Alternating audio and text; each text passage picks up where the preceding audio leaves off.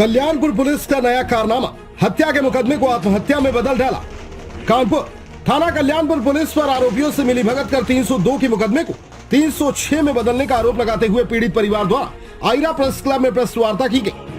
Press वार्ता के दौरान मृतक की बहन ने बताया कि उसके भाई की हत्या की बात उसकी भाभी ने क्षेत्रीय लोगों और स्थानीय पुलिस के सामने कबूल की थी। उसके बाद भी थाना प्रभारी कल्याणपुर और विश्वविद्यालय चौकी प्रभारी राजन मौर्य द्वारा आरोपी से मिलीभगत कर हत्या के मुकदमे को आत्महत्या में बदल दिया गया। बताते चले बीती 7 अक्टूबर की रात मकड़ी खेड़ा निवासी देवेंद्र कुमार की हत्या कर दी गई थी, जिसका आरोप देवेंद्र की पत्नी दीपा कनौजिया पर लगाया गया। शनिवार को आयरा प्रेस क्लब में प्रेस वार्ता करते हुए मृतक के पिता ने बताया कि उनका बेटा देवेंद्र कुमार रोडवेज विभाग में कार्य करता था। प्रार्थी के पुत्र का विवाह 2011 में दीपा पुत्री महेश चंद्र निवासी खलासी लाइन ग्वालटोली से हुआ था। देवेंद्र के पिता की माने तो शादी के कुछ समय बाद ही उनकी बहू दीपा द्वारा आए दिन घर में लड़ाई झगड़ा करना शुरू कर दिया गया। बीते 7 अक्टूबर 2022 की रात्रि देवेंद्र और दीपा दोनों नीचे कमरे में सोने गए थे। इस दौरान दोनों के बीच किसी बात को लेकर लड़ाई झगड़ा शुरू हुआ और सुबह जब देवेंद्र के परिजन नीचे पहुंचे तो देखा कि उनका बेटा मृत अवस्था में जमीन पर पड़ा था। सूचना पर पहुंची पुलिस और क्षेत्रीय लोगों के सामने मृतक की पत्नी दीपा के द्वारा देवेंद्र की हत्या करने की बात भी कबूल की गई थी। इन सब के बाद भी थाना कल्याणपुर पुलिस द्वारा हत्या के मुकदमे को आत्महत्या में बदल दिया गया। मृतक के पिता ने बताया कि मेडिकल रिपोर्ट में उनके बेटे की हत्या करने की बात बताई जा रही है। उसके बाद भी कल्याणपुर पुलिस ने बिना मेडिकल रिपोर्ट व जांच किए ही हत्या को आत्महत्या में बदल दिया।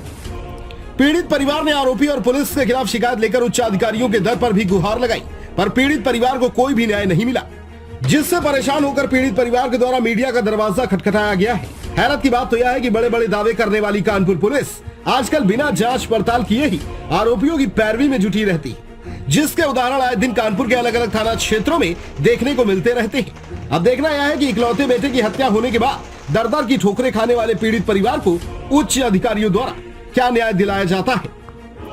आरटीआई न्यूज 24 के लिए सूरज कश्यप की रिपोर्ट। रात में 12 बजे के बाद में हमारी बहू ने हमारे लड़के को मर्डर कर दिया। मर्डर करके जमीन पर लिटा दिया। जब मैं सुबह उठकर 6 बजे आया तो मैंने देखा मेरे बच्चे की डेड बॉडी जमीन पड़ी हुई है और बहू बगल में बैठी हुई थी। उसके बाद मैंने जैसे बच्चे का डेड बॉडी देखी, मैं बेहोश हो गया।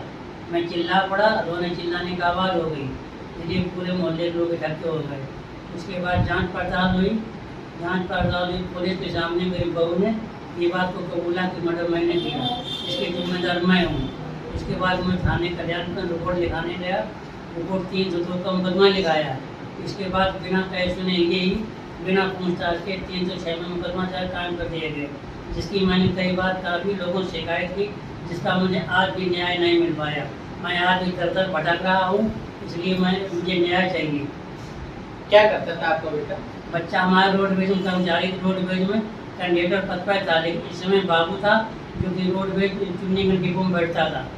इसके माँ बाप बहुत धमकी देते थे। इसका भाई एक पुलिस में रोहित नाम का प्रयागराज में बहुत धमकी देता था, अगर थाने आने गए तो तुम सालों सबको बंद करा देंगे, सबका मर्डर करा देंगे। और इसका बाप कहता कि पुलिस हमारी जेब में, तुम साले नाली कीड़े हो, तुम हमारा क्या कर पाओगे। इसीलिए इसने हम जानबूझ के हमारे बच्चे का मर्डर करवा दिया। आप क्या चाहते हैं? अब मैं चाहता हूँ कि मेरे बच्चे को न्याय मिले, हर सूरत न्याय मिले, कैसे भी मिले न्याय मिले और मुझे को सजा मिले। मैं रो रो कहता हूँ, आप लोगों के सामने कह रहा हूँ, मेरे बच्चे का मर्डर इसी बहू ने मिलके किया है। बहू ने ही मर्डर किया। अगर फांसी पर लटका था तो किसी व्यक्ति ने या किसी पुलिस वाले ने, किसी मोहल्ले वाले फांसी पर उतारा क्यों नहीं? और फिर जब बच्चा फांसी पर लटका था तो बहू को हमको बुलाना चाहिए। घर पे मौजूद थे, माँ बाप क्यों बुला दिया? माँ बाप को बुला लिया और एम्बुलेंस गाड़ी बुला दी। जबरदस्ती बाटी लिए जा रहे थे, लेकिन मेरे मोहल्ले वाले अच्छे थे, सब लोग मोहल्ले वाले रोके और मेरे रिश्तेदार वगैरह आ गए, तब बाटी किसी को नहीं है। समझा? क्या नाम है? सत्ता देवी। क्या घटना हुई? घटना थी मेरे भाई देवेंद्र की 2011 में शादी हुई थी दीपा से। ससुराल उसकी ग्वालटोली खलासी लाइन में थी। भाई मेरा चुन्नीगंज में डिपो में बाबू था। उसके 2-3 साल बाद मेरा अकेला भाई था। मेरे माँ बाप को मारना पीटना टॉर्चर करना, हम लोग बहुत समझाते थे, वो नहीं समझती थी, समझे। और उसके बाद में हम लोगों भी आते थे, अगर कोई करते तो हमारे पर भी 1 बार 2 बार मेरे पर भी हाथ उठा दी। उनके पिताजी थे महेश चंद्र कनौजिया, भाई था उनका मनोज कुमार मेरे ऊपर थप्पड़ उठाए, मेरे हस्बैंड ने मेरा बीच बचाव किया। इस तरीका की थी वो।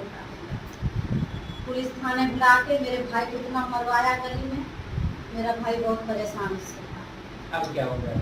अब हो गया, उसने मेरे भाई को मदद किया। मुझे इंसाफ चाहिए। क्या इंसाफ चाहती, क्या हुआ? हमें इंसाफ ये चाहिए, उसको सजा हो, हमारे भाई को इंसाफ। मेरा अकेला भाई था। मुकदमा पंजीकरण किया गया था? सब किया गया, सब हुआ उसका। मुकदमा पंजीकरण करने के बाद क्या हुआ? समझे? और उसके बाद में हम हर जगह गए ना, लखनऊ, हर जगह, ऐसी जगह नहीं जहाँ हम गए ना। अपने माँ बाप को लेके, सबको लेके, बच्चों को लेके सब जगह जाते। ये बच्चे किसके हैं? ये मेरे भाई के हैं, देवेंद्र कुमार के। इन दोनों घटना में उस समय बच्चे कहाँ हैं? बच्चे दोनों ऐसे ही सो रहे थे, हॉल में सो रहे थे, और बच्चों ने तो कुछ देखा भी नहीं है। और उसके बाद में काटे जाकर दोनों हॉल में गए। देश प्रदेश की हर छोटी बड़ी खबर के लिए सब्सक्राइब करें हमारा चैनल RTI News 24 और बेल आइकन दबाना ना भूलें, जिससे हर खबर आप तक पहुंचा सके हम सबसे पहले।